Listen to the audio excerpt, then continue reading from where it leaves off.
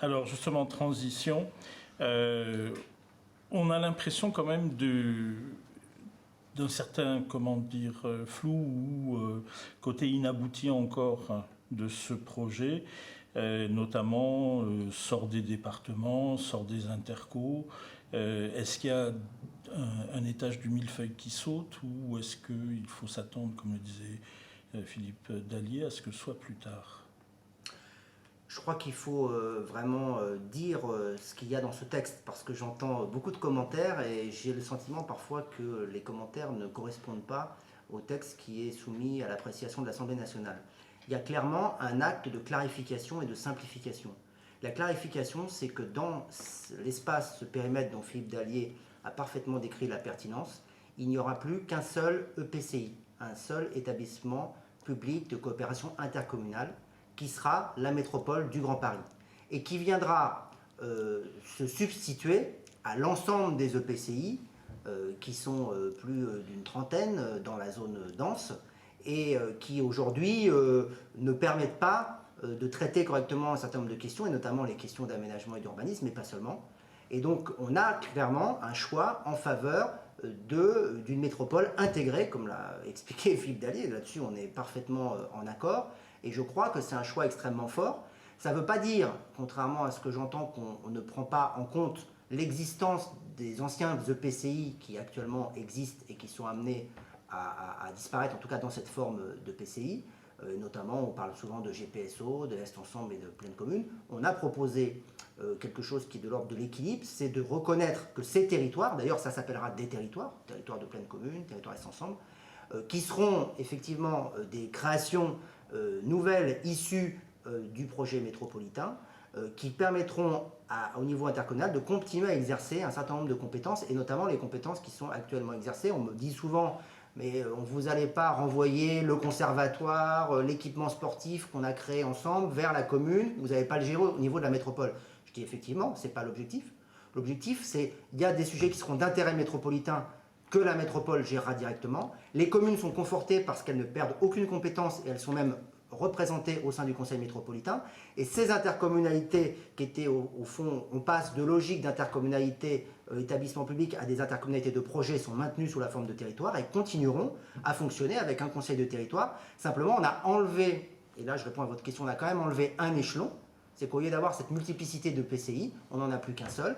Et ensuite, là, il y a une répartition des compétences entre le PCI, les conseils de territoire.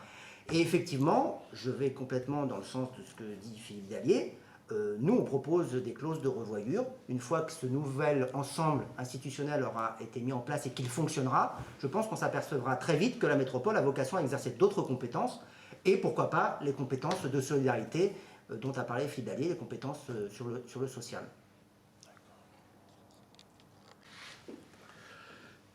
Ce texte, il a une grande qualité, et puis comme tous les textes, il a aussi quelques défauts. La grande qualité, c'est qu'il va nous faire un grand pas en avant et dans la bonne direction. Ça, c'est indéniable. Donc le périmètre est acté, le principe d'une métropole intégrée est retenu, et on va ainsi également empêcher l'émiettement du pouvoir. Parce que lorsque je redoutais avec le texte précédent présenté par Marie-Lise Lebranchu, c'était effectivement qu'on couvre la petite couronne de PCI de taille alors, variable, 200 300 000 habitants, et qu'ainsi on rende impossible à l'avenir effectivement la création d'une métropole intégrée, parce que personne n'allait imaginer qu'on aurait pu avoir les communes, les intercos, les départements, la métropole, la région. Enfin, c'était absolument pas envisageable. Donc le très grand pas en avant qu'on fait, c'est effectivement de reconnaître la métropole, son existence, on l'a fait émerger. Ça implique effectivement la disparition des EPCI style Est Ensemble ou Pleine Commune, ou GPSO. Mais pour autant, effectivement, il ne faut pas nier que les communes peuvent vouloir à 3, 4, 5, 6 travailler ensemble sur certains sujets. La vraie question est de savoir si pour travailler ensemble sur certains sujets, on a besoin d'être organisé en EPCI avec un budget propre, de la fiscalité propre. Moi, je pense que non. Donc je pense que cette idée des conseils de territoire est une bonne idée. Alors, le texte ne dit pas grand-chose sur la manière dont ça va fonctionner. Il va falloir préciser tout ça, parce qu'effectivement, il faudra bien éviter qu'on ait un véritable échelon qui ne dirait pas son nom, avec trop de dépenses de fonctionnement. De toute façon, il ne pourra pas lever l'impôt. Donc il va falloir discuter de tout ça. Mais ceci étant dit, bon, c'est quand même un compromis qui à mon avis est acceptable. On s'appuie sur les communes parce que c'est l'échelon de base qui est reconnu par les citoyens. On permet aux communes, à plusieurs, de travailler ensemble sur certains sujets, mais surtout, et le plus important, c'est que la métropole intégrée est constituée.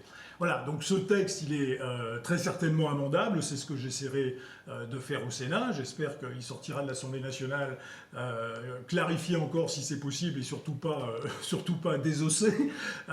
Mais si effectivement les grandes lignes sont conservées, je pense qu'on pourra encore l'amender au Sénat et parvenir au bout du compte, effectivement, à atteindre un double objectif. La métropole intégrée, une clarification, un début de simplification, j'allais dire pour le citoyen. Je dis bien un début de simplification parce que moi je pense qu'il y aura des étapes ultérieures et je pense qu'on en viendra à terme probablement à l'élection des conseillers de la métropole du Grand Paris au suffrage universel direct. Ça serait le mieux, mais là aussi ça sera encore une étape ultérieure. Donc voilà, donc un texte que je vais très certainement voter, essayer d'amender sur certains points. Et puis après, il y a les étapes ultérieures. On verra si on peut les inscrire dans la loi. Moi, je porterai certainement des amendements pour inscrire l'absorption des départements, peut-être à objectif 2020, l'élection au suffrage universel également.